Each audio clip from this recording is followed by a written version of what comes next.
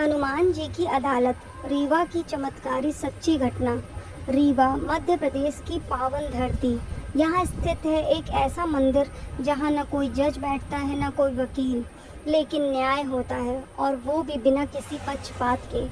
यह है चिरहुला हनुमान मंदिर अदालत, जहाँ जज स्वयं बजरंगबली हैं।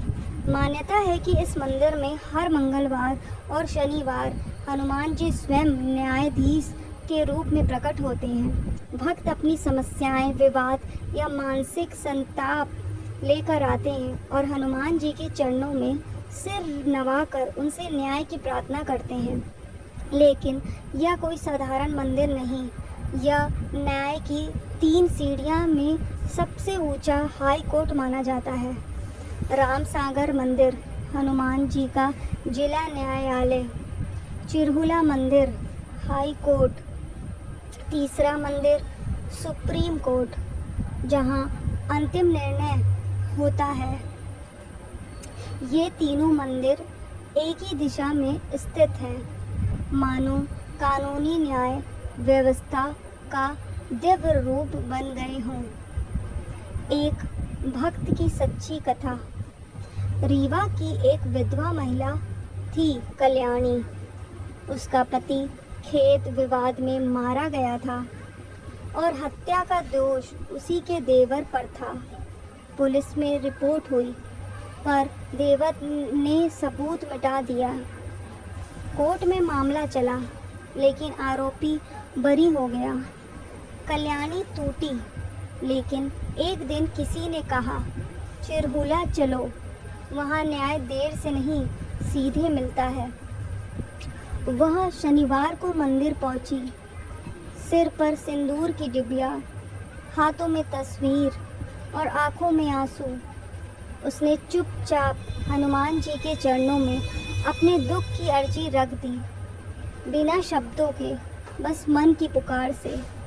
उस रात उसके सपने में एक लाल प्रकाश की आकृति आई, एक विशाल वानर स्वरूप जिसमें आँखें अग्नि से जलती थी।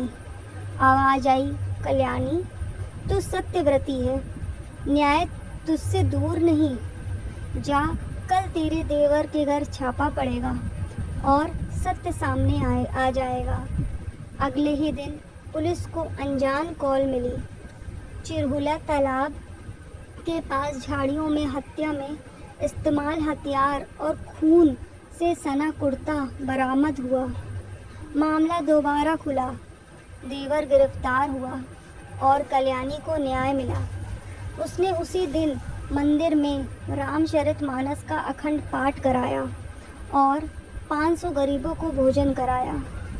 यह कोई एक कल्याणी की बात नहीं, हजारों लोग यहाँ आते हैं जमीन, विवाद, पारिवारिक कलह, बीमारी, मानसिक शांति, नौकरी या संतोष की तलाश में, और कहते हैं कि अगर किसी जगह भगवान न्याय करते हैं तो वो रीवा का चिरहुला मंदिर है। यहाँ के पुजारी डूडू महाराज कहते हैं, यह अदालत स्वार्थ से नहीं, श्रद्धा से चलती है। यहाँ कोई झूठ नहीं चलता। हनुमान जी सब जानते हैं, वो न्याय करते हैं, वो दंड भी देते हैं। संदेश: यदि आपके जीवन में अन्याय, असंतोष या कोई ऐसा भार है जिसे आप कानून से नहीं मिटा पाए हैं, तो एक बार इस दिव्य न्यायालय में आकर हनुमान जी के चरणों में अर्जी लगाइए।